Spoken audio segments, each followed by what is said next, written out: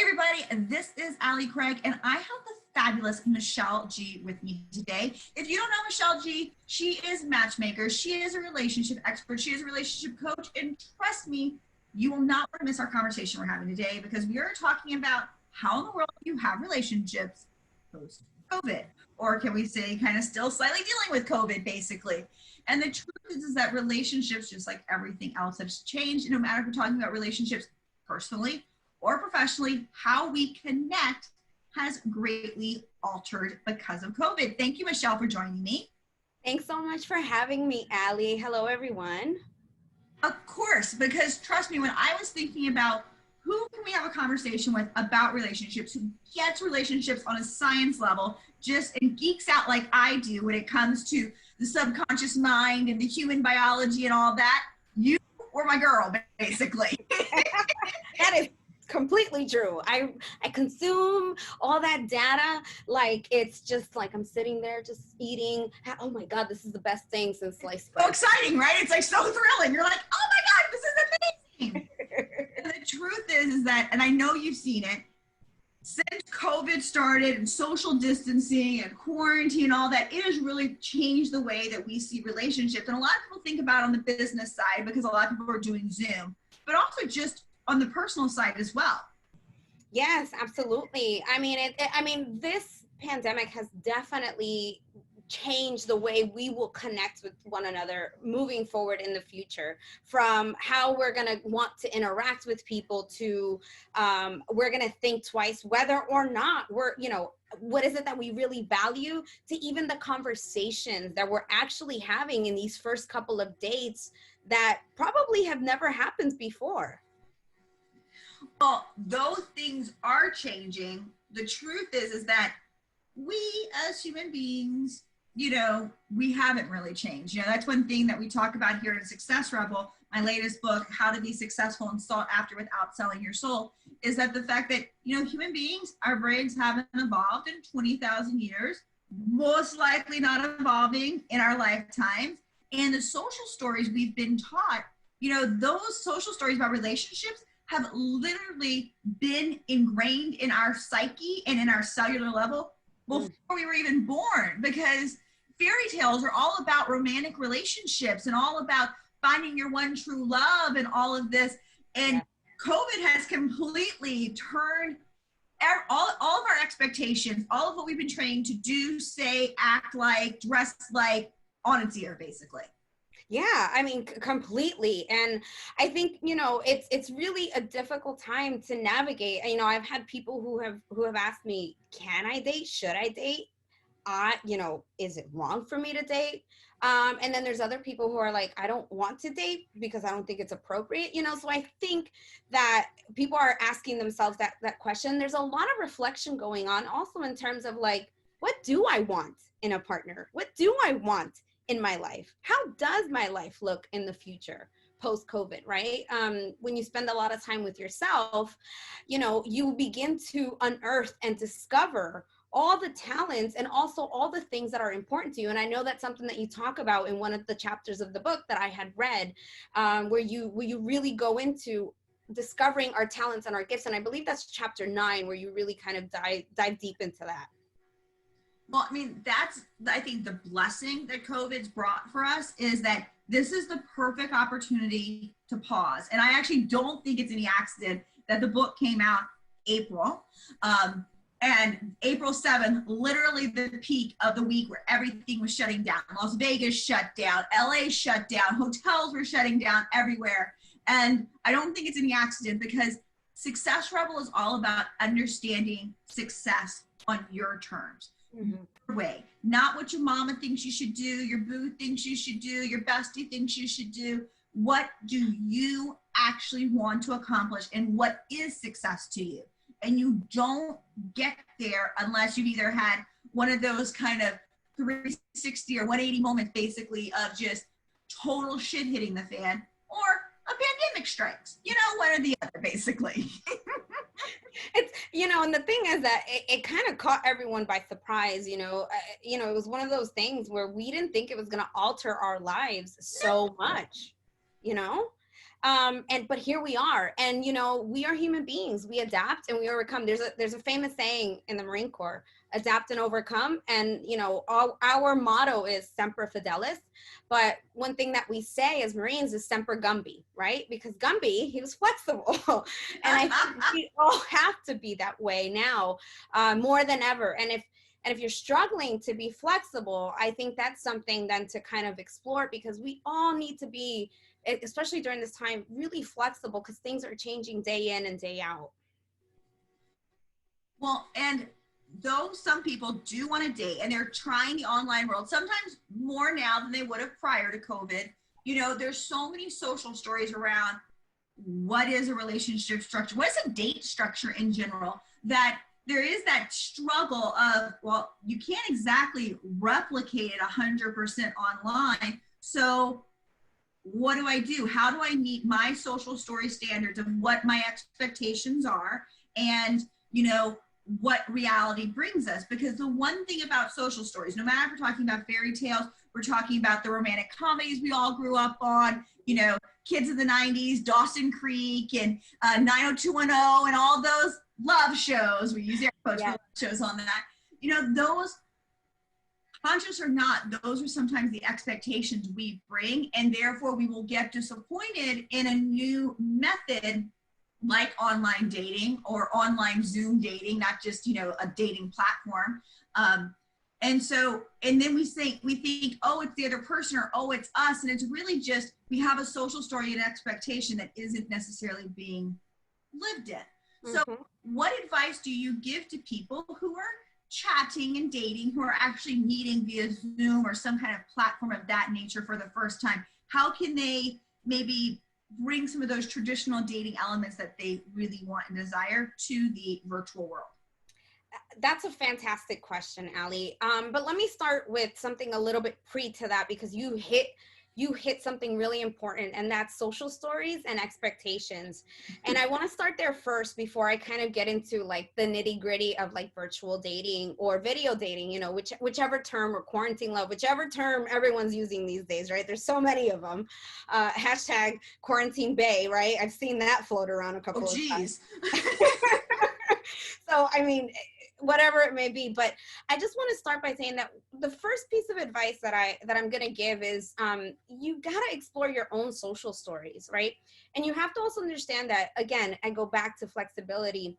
Sometimes those social stories set up unrealistic expectations for us that end up becoming blocks and stumbling blocks, actually, when we're in pursuit of trying to find love, of trying to find someone. So the first thing, before you even begin to date, be clear on what are your expectations. Are they realistic expectations? I got to tell you, sometimes we have expectations that are not unrealistic. And unfortunately, you need a good friend or a coach to be able to be that mirror and be like, sweetheart, love, darling, that's not realistic. It's just not, it's not possible, you know?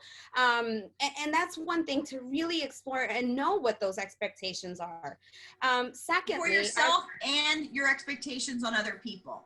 Like, absolutely, it's a two-way street. That's why in the book we talk about NERI so much, neuro-emotional relationship intelligence, because it isn't, a lot of people like to always think about the other person when they think about relationships. And it's like, it's you and it's them. It's like, and I always like to say, I want to fix myself first. And that's why Success Rebel is written the way it is because I can fix myself more than I can fix someone else. I can fix myself and I can better understand someone else. So I completely agree.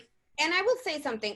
Me personally, as a coach, I don't, and as a matchmaker, I never tell people about fixing themselves. Is that what's happening? Yeah, we're changing. We're transitioning. Some people have a phobia of the word fix. It's like, whoa, what's wrong with me? Because I wasn't wrong before. Yeah. Right. There's so much chatter around that fixing and nothing's wrong with you. So let me just be correct in saying this, that listen, it's about evolving, and it's definitely about evolving and knowing what you want for yourself, what you expect of a partner, what you're looking for. And going back to what I was saying is you kind of have to know that, because if you don't know that, then how do you know that the person that's right in front of you is the person that you actually want to spend that time with if you've never done that work? It's kind of like me saying, I know I want to lose weight, but The only thing I'm going to do is I'm just going to keep eating how I'm eating. And every time, instead of getting a full Coke, I'm going to get a Diet Coke, right? And instead of maybe, not doing any exercise, I'm going to walk every day. Okay, yes, it's a step towards that.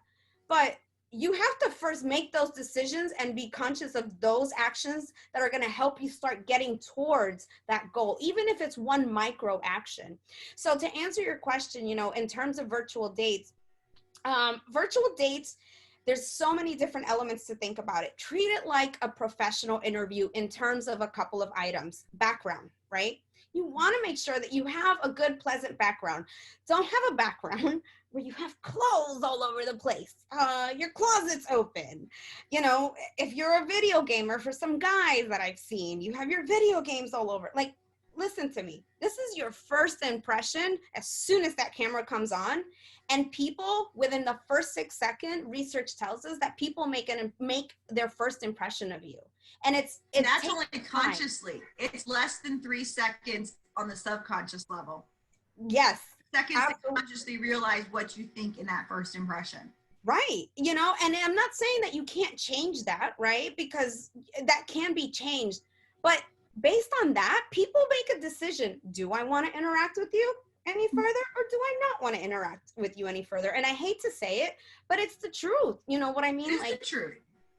We can't change that. And statistically, it's harder. It's 76% statistically harder to change a negative first impression to a positive one. And so a lot of people's solution to that is using the green screen or virtual background. And right. Of all things holy, please don't. Because here's the subconscious story you're telling them. You're saying what I have in my reality is not what a good enough impression that I want to show you. So then that makes us question, what the hell is your reality then? Like, where what are you? What can I expect when I go meet you? Or if I ever end up coming to you or whatever, what can I expect? And this person's kind of like walking in blind, It's better to have the most simplest hotel-esque looking bedroom or whatever you're at than to, or I would say be at a Starbucks, but we all know we can't. Which I miss Starbucks, by the way. I went the other day and it was closed. I know, right? So sad, actually. But it's better to be real with what's around you, because at least then you can say, yes, it's my whatever. Like, it can be a conversation starter more than it's a hindrance, and you're not putting that green screen still look weird, and we're still not the point where we trust them as a social story and as a society overall. So right. We question it more. And why do you want to have that person on the other end questioning what the hell is really around you? Right, absolutely. So I mean, just use your own background, clean up. Listen, and if you don't have time to clean up, then I have even a better question for you. If you don't have time to clean up your space, then should you really be even focusing on dating? You gotta make room for someone in your life, and it starts with actually making room. You know what I mean? Like, clean up the space, take pride. This is the moment to really work on ourselves and take pride in who we are and be able to develop healthy habits. Okay. So that's the first thing, right? This background. Well, I just have to say before you jump to the second one, what you just said about making space, because COVID or not, that is a modern social story we are not taught anymore. I mean, you can like the Kardashians or not, but that whole reality TV housewife syndrome stuff has taught a lot of women that, it's your world and everyone just else fits in it. And that is not the way to build any relationship personally or professionally. No one wants a relationship with you. Your shit still smells. And so that type of social story is doing such a disservice to amazing people, because no one's going to take the time to get to know you, especially in a virtual situation, if you literally won't find the time for them. Absolutely. And, I tell that to everyone. When we talk about profiles, I'll get into the second point, but when we talk about even profiles, I tell all the clients that I work with, listen, pick photos that tell a story and support whatever your bio says. And remember, the person who's looking at that in the moment, right? They're looking at your profile online. They're also seeing, is there room? Is there space for me? Can I do that with this person? Do I see myself traveling the world with this person? Do I see myself doing this philanthropy work? Whatever it may be, the person who is actually looking at your profile on the other side is asking themselves that question subconsciously. Okay. So I love that. So point number 2. Point number 2, lighting. Yes, clearly lighting. Lighting is super, super important. In a virtual date, you want to have really good lighting. You want to have a clean background with really good lighting. Why? Because if you are dark, how is this person supposed to really be able to see you, to connect with you, to really feel something when you're talking to them, okay? Not to mention, if you don't have good lighting and it's dark and it's fuzzy, that person's going to assume that this isn't as important to you as it is to them. You're not investing the time nor the energy, so it's really not a priority for you. You know, people deduce things like that just based on how you show up. I have a better one when it comes to lighting. I was actually just talking with a gentleman this week who does online courses. And so we were doing lighting, and I was showing him the nuance, because guys have a hard time seeing the nuances unless they're very creative of what lighting is. And here's the thing about lighting and relationships, because most of our original social stories for relationships come from fairy tales. What's always in a fairy tale? A villain. Mm-hmm. Villain is the one who has the high contrast of like really bright here but really dark here, lots of shadows, lots of angles. So when you don't actually pause to make sure that you are, you know, completely lit, you're actually triggering that villain-esque mindset, and they're kind of wondering, is this the prince or is this the villain sitting in front of me? Yeah. I don't know yet. Like, who's really there? So I mean, even if I trust this person, you're blind and use the natural light from that God gave us from the sun, you know, and no lighting. And speaking of lighting, you don't ever want to have right behind you. Like, it wouldn't be good for me to be right behind up against the window, because then you're going to be dark. So, yeah. So look, I'm just going to say, Google can be your best friend. How to set up really great lighting. You know what I mean? And you can purchase a small little light kit. You can use a lamp. I mean, be resourceful. But lighting is super, super important. And I love that. Actually, I didn't know that, Allie. That's something new that I just learned based on that, what you shared with me about that, what you shared with us about that gentleman. So I will say, like, lighting is super, super important. And point number 3, going back to impressions, okay? Dress up like you're going out on a regular date. Dress up. Number 1, we're already, a lot of us, I mean, what is it? For some of us, it's day like 40. For some of us, it's like day 50 and so on in quarantine. I get it. You're comfortable in your pajamas. You're comfortable in your house clothes. You just brush your teeth. You roll out of bed and you're like, I'm just going to work. Nobody's going to see me. Here's the deal. That also affects your mood. It affects how you feel. You know what I mean? So if you don't dress up, take a shower, get dressed, feel beautiful, then how do you expect to actually show up a confident version of yourself when you're in front of this person? So it's really important. Because your nonverbal communication's off. That's why. You know, like everyone thinks style is vanity, but it's so not. It's nonverbal communication. It's how we hold ourselves, our body language, our tone of voice, the words that we end up choosing, the energy, our cadence energy. And it's like, when it comes to how you show up on a date, we all have images in our head of what we think we're going to look like on that date when we meet the one. And if you're not dressing like that, how are you ever setting yourself up? You'll never recognize that one. I always think of, is it Disney's Princess Diaries with, Anne Hathaway. Yeah. And she always said she knows it's her one because her foot's going to pop when she kisses him.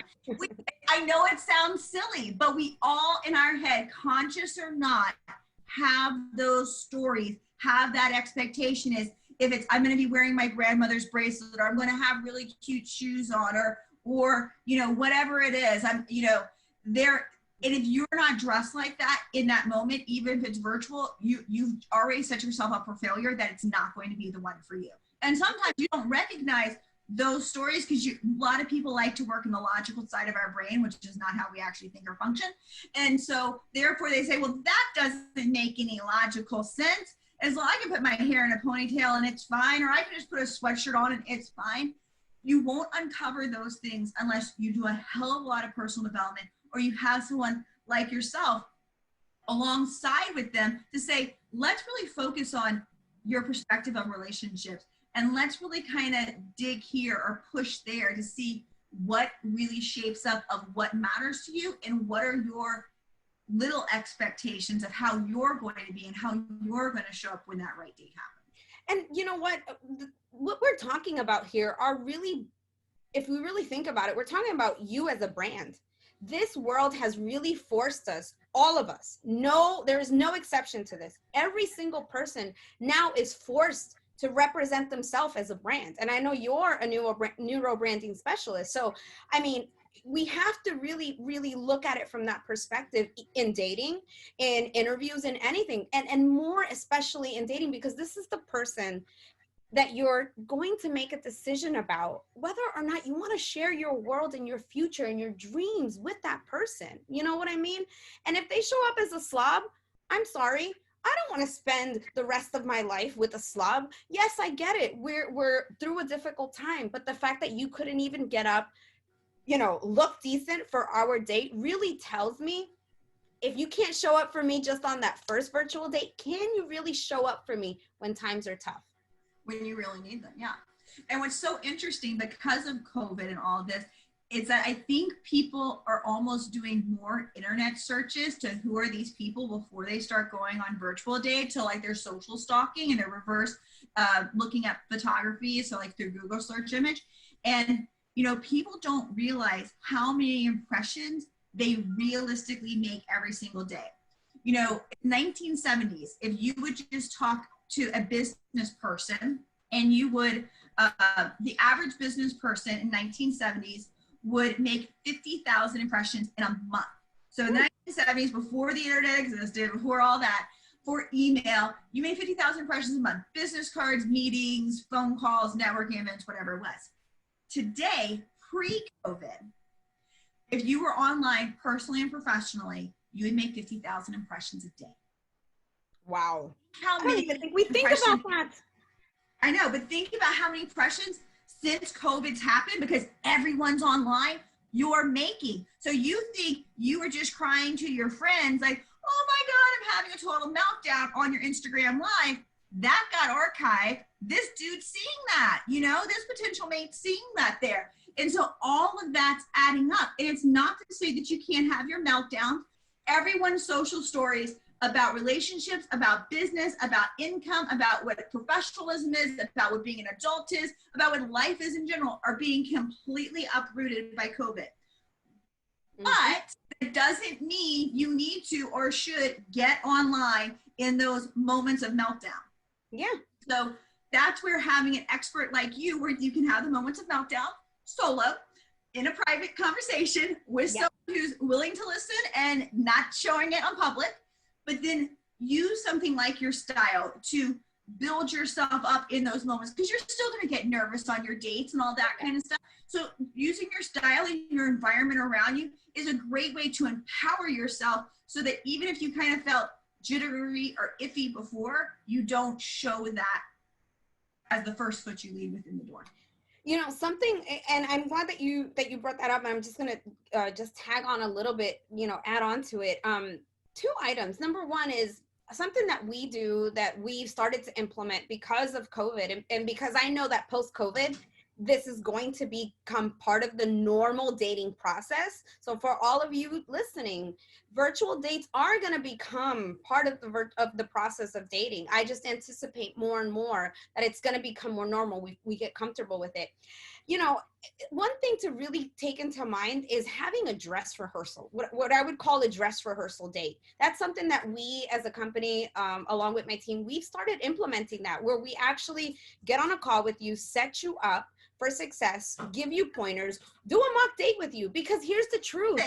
People get nervous. Like, I'm a person that if I get really, really nervous, my cheeks get super red. How do I not control that, but how do I, be able to so that way it doesn't come across so apparent, right? What can we do? Other things like, your hand gestures, your body language. Research shows us that if you're a person who's always like this and you stay like this, what does that tell me? That tells me that I really can't trust you. You're not really open, right? Yeah, you're closed off. Yeah. You're closed off. But if you approach a date like this and you lean in and your eyebrows raised, and there's all these nonverbal cues that you can pick up, you can really find out whether or not that person's into you, and vice versa. And the last thing, people, stop social stalking. Why don't you social stalk yourself first? First, because sometimes I think we need to kind of look at what we look like online before we go really quick to jump and judge what someone else looks like online. Sometimes what we post online will turn around and bite you in the ass when you least expect it. Well, and social stalking yourself is so smart, but I always think you have to have someone else do that for you. It's just like doing a brand audit. You can't see yourself unbiasedly. You need that third party who understands your objectives and has your back, but doesn't have your bias, basically. Mm-hmm. And I love the virtual, kind of test run of the day, because that we talk about that a lot in Success Rebel, because it's using your subconscious mind to your advantage, because your mind doesn't know the difference between reality and fantasy. And so if you can, in your mind's eye, run through the whole date, do it in reality, so you get that sensory engagement, when the time comes, you're going to be less likely to goof up. It'll be more natural and flow because you're using the power of your subconscious mind to your advantage, because it says, I know exactly what to do. This is how I show up to that. And let me share a trick with you that a lot of people don't know about when you flush red. Really common thing for most of us to do, especially for speakers. And so my trick for speakers is, if you think you're going to flush red, if you feel like that's it, hold your abs in. Hold your core in. It's pulling the blood to your core. And so it's allowing less of the blood to actually flush and rush, which is giving you that red in your face, and it's keeping it in your abs. So that way you don't get the shaky knees or the adrenaline rush that happens, or the sweaty palms, or the flushing red. So just hold your abs in, like we're all supposed to anyway. So right. Every single Pilates and yoga instructor out there. They're like, yes, Allie. So you know what? That's great advice, and it helps your posture, right? It does. We're always like this, hunched down or looking down, so it's good for posture too. So, hey, I love that tip. Okay, so relationships, just like the rest of the world, isn't going back after COVID. We're not going back to the old 100% at least. How can people take that next step, get out of the old relationship box, get into the new relationship game that's happening, how can they really, what's one step they can take to move forward? Yeah, definitely. The first step that I feel that people can take to move forward, is number one, I said it earlier about, taking time to reflect on your expectations and items like that. The second thing is, interestingly enough, a lot of people are now even more open to taking that first step towards online dating. And I'm going to tell you why. I've heard it from a lot of people who have been forever like, no, I'm never going to online date. That's for people who are losers. Those are for people who are not approachable, whatever. And the truth is that a lot of those people now are coming back and being like, you know what, I'm going to try it. And the reason is because they have the opportunity to have deeper and create more meaningful connection on that first virtual date than we have been able to create in the past, quote unquote, due to swiping culture, as what they call it today.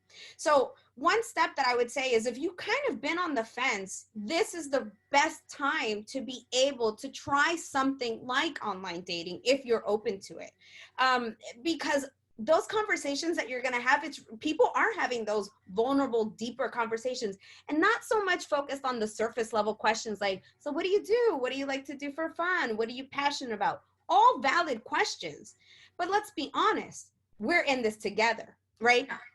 We can't, there is no date or even any conversation that doesn't start where at least the first 3 to 4 minutes are not dedicated to, how are you? How's your family? How are things in your neck of the woods? And the conversation does become a little bit about what's happening, because we're all in this together. And as you're having that conversation, you're really helping that other person feel like, okay, they're just like me. Like, okay, they're going through this too. They're having a hard time too. And then once you get that out of the way, you can start moving into a little bit more deeper questions. I'm going to tell everyone who's watching 36 questions, both for people who are just starting to date.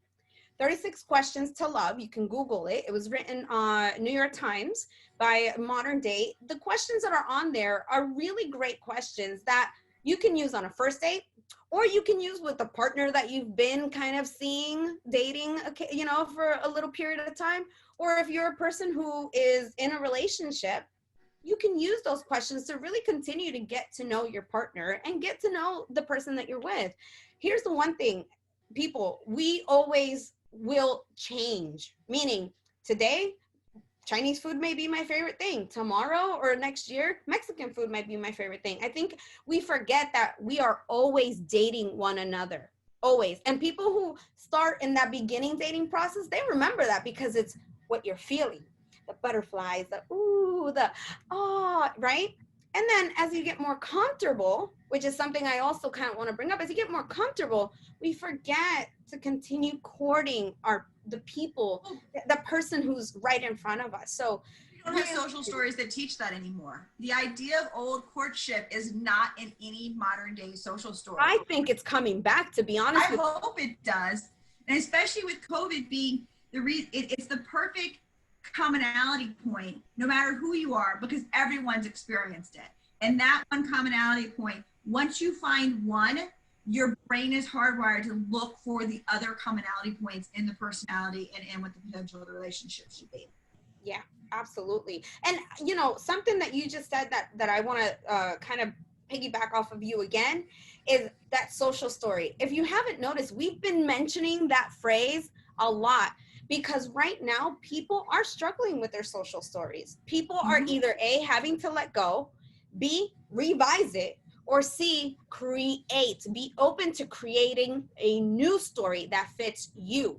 And it could be the story, and that's okay. You don't have to live by You actually should do it, honestly. Most of us who've reached adulthood, most of us don't have the lives that we really want. We don't have the success level that we really want because we're living other people's social stories on some level, and we don't know it because we're so busy doing that we don't realize that we're not actually doing what our true soul fire is. That's what Success Rebel is all about. And honestly, I like I said earlier, I don't find it by accident that COVID ended up coming in full force the same week the book came out, because it's the perfect time to pause and say, what are you really wanting? And that's why I think, you know, Success Rebel, How to Be Successful and Sought After Without Selling Your Soul, is a great way to kind of start on an overall basis, uncovering what are the social stories that are influencing you that you may know about or you maybe don't know about.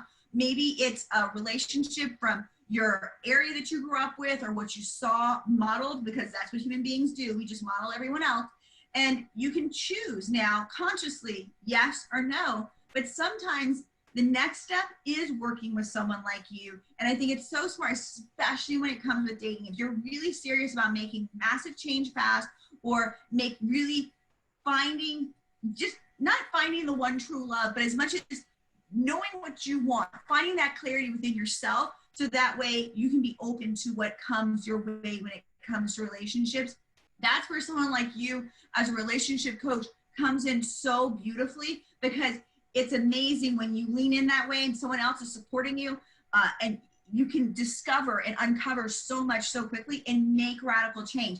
That's the big thing people don't understand, is that though these social stories have been in your brain for sometimes before you were born, the truth is that all it takes is 10 minutes. If a subconscious social story comes up that's been ruling your life and you recognize it now, it's a habit, it's a pattern, whatever it is, you can change it in 10 minutes. In 10 short minutes, just by consciously being aware of it and taking decisive action then to work on it, you don't have to keep going through that pattern. You don't have to keep going for Mr. Wrong or Miss Wrong or doing stupid things that you regret in the end. It doesn't take a lifetime to undo it. It takes 10 minutes.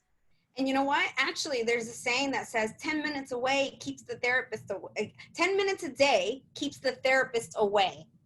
I don't know if you've ever heard that, but it's true. I mean, 10 minutes a day that you dedicate to your relationship, you dedicate to yourself.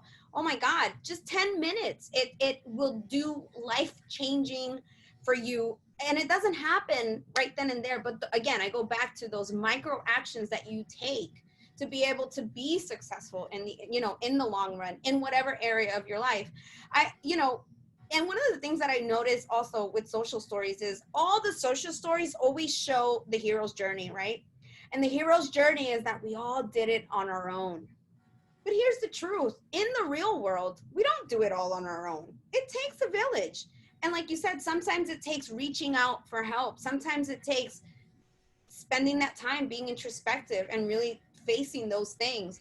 And sometimes, it's okay. It's okay to be like, I don't know where to start. Let me reach out for some help, or let me find a book that really draws me and is going to help me walk through this process on my own. Whatever that may be for you, you can choose what is right for you. But I'm here to tell you, you have to make that decision, and you would be surprised at how the universe opens the doors to be able to really support you in that decision.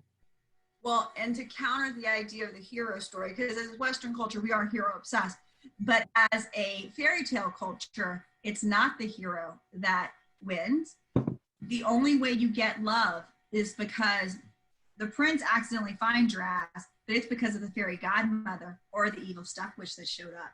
And so there's always this third party that you don't control. And the truth is, you don't have to have that third party in there if you don't want it. If you want to be in control of your relationships, you want to be in control of how you show up, you want to be in control of your success, all you have to do is choose it.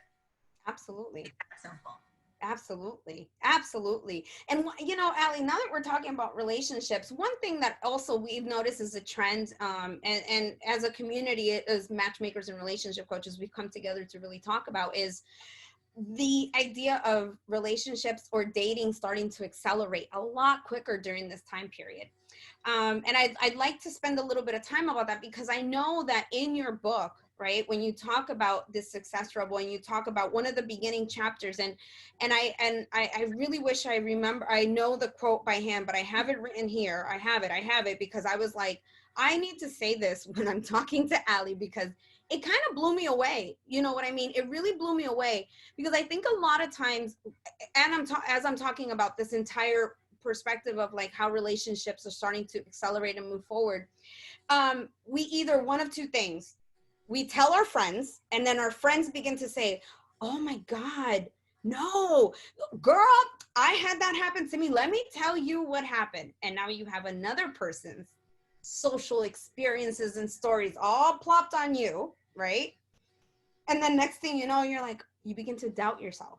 You begin to doubt yourself. And there's something in the book, and I can't remember, I can't pull it up right now, but there's something in the book where you talk about really connecting to this piece of you that is is it guiding light, a guiding it's your soul compass. Fire. Yeah, soul fire. Thank you. Compass. That's what stuck in my head. Soul fire. You know what I mean? Talk a little bit about soul fire, because I really loved that.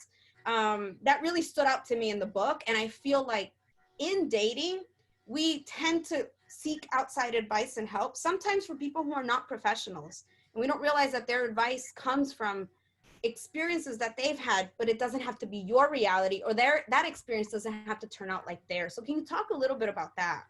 So I fundamentally believe that we all have a soul fire. And from working with brands for the last 22 years, I know that the brands are the most successful are the ones that are founded in or rooted in the founder's soul fire, basically, because there's a heart there, there's a legacy there. And just like your soul is the part of you that will go on when you're on the other side of heaven, as I like to say, that's the eternity piece that everyone can connect with. And so we have a show on our network, Notoriety Network, called Spark Stories, because it's about the spark that started them on their soul fire journey. And that's the piece that even if you don't do what they do, everyone can relate to, because we all have one. And when it comes to relationships, or even birthing what you feel like your soul fire is supposed to be, if that's the way that you live, if that's your lifestyle, if that's your work, you have to keep that between you and the divine, because that came with you when you entered this world. That will leave with you on many levels when you leave this world. But when you try to get other people's perspective in there, and we do it because we're trained to say that you don't have all the answers. And if you think you do, you're arrogant. If you think you have all the answers and you're not getting guidance, how prideful are you? And we all have these social stories about being arrogant or being prideful or not being a good team player and all of that. And so, especially when it comes to relationships, we have all these social stories about, well, you have to ask for advice. And you have to know when to keep it to yourself and keep it, quietly burning, and when to ask for professional advice, not just anyone's advice. Right.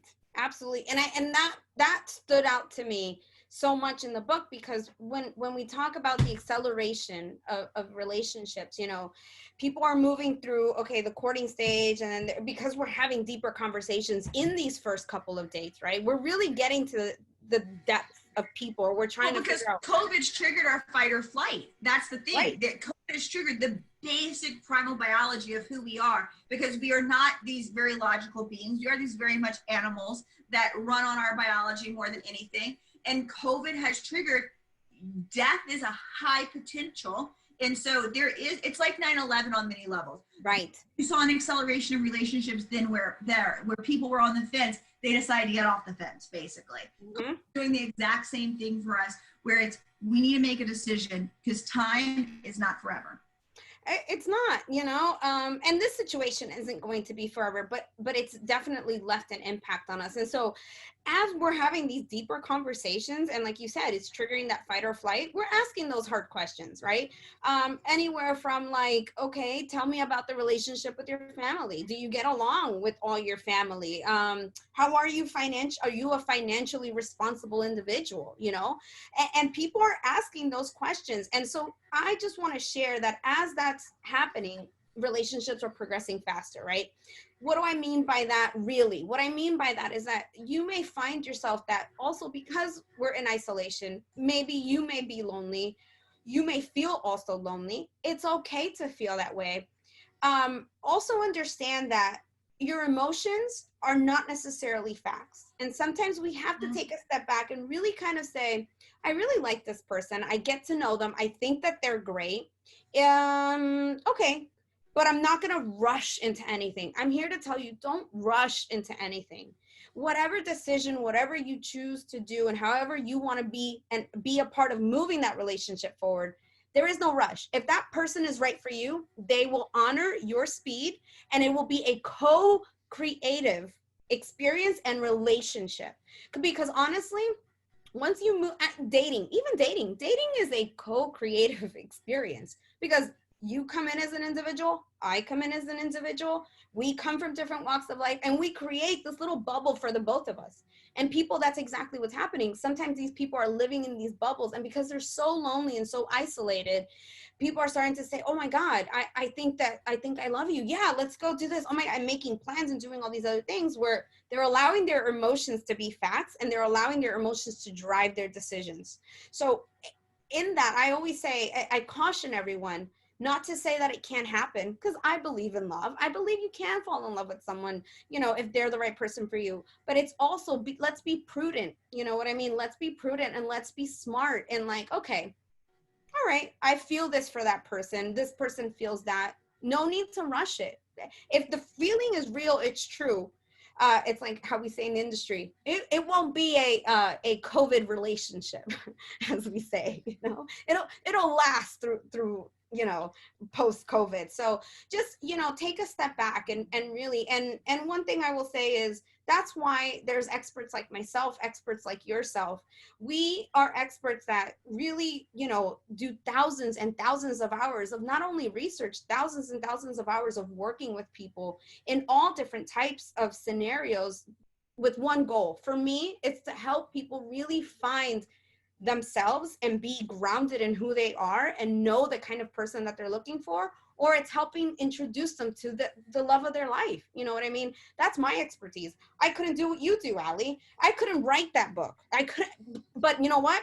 The moment I have something that I'm like, oh my God, my brand needs a refix. Guess what? I'm going to contact someone like Allie. I'm going to contact Allie because why? She's an expert in it. So not to say that our friends or the people around us don't bring value to our lives, but remember what value they bring. Not everyone brings the same amount of value across the spectrum in every area. The biggest struggle when it comes to dealing with friends and family and all of that is that they know the old you and they know the you under your current social stories. And they probably helped you get under those current social stories, not because they were being mean or cruel, but it's what they are passing down. And so if you really want to make that change, if you really want to step out and be a success rebel personally, be a success rebel with your relationships, be a success rebel in your career, you can't keep that old company, especially as the expert guidance as you're trying to go out on this new level. It just won't work. You won't get there, and you're going to have this internal fight and struggle that is going to wear you down and most likely going to wear you out.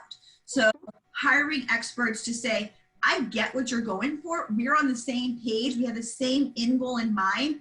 I'm just not bringing the baggage that your friends bring with you. Therefore, I can help you see those so obvious holes, those obvious, issues that could be triggering you and holding you up and tripping you up. That's why experts exist, basically.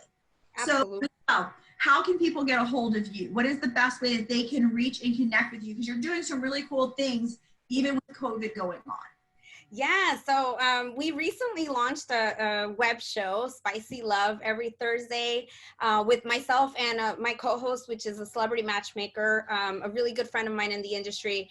And this Spicy Love web show is every Thursday at 7 o'clock on Facebook Live, where we're helping make meaningful connections, introduce singles to our networks, and being able to help them and have people also help match their friends. It's a time of loneliness. You can reach me on my website, which is Michelle G. That's Michelle with 2 L's, G.com. Or listen, I'm an old school kind of gal. I like the phone. So feel free. I'm not allergic to the phone. Feel free to give me a call. My phone number is 1-877-628-8723. If it's not myself, one of our team members will answer, and we'd be happy to support you in your love journey, however that may be the right fit for you. And anyone who wants to actually stop living the old social stories, start being the success rebel they're meant to be, and be successful and sought after without selling your soul. Of course, you can buy the book on Amazon, Barnes & Noble, and all that. But better yet, in this COVID age, call your local bookstore and ask them for it. Say you want the copy of Success Rebel that came April 2020, so Success Rebel by Allie Craig. They can special order it for you. They'll ship it directly to your door, and then you're able to help out a local small business owner as well. So who doesn't love that in this day and age? That is awesome. Thank you, Michelle, for your time. I so appreciate it. And guess what? Love's not dead, even though COVID's made us stay 6 feet apart. Ignore our relationships. We just have to twist the social stories that are in our mind to actually make successful relationships and connections post-COVID. Until next time, guys, I'm Allie Craig. That's Michelle G. Have a fabulous day.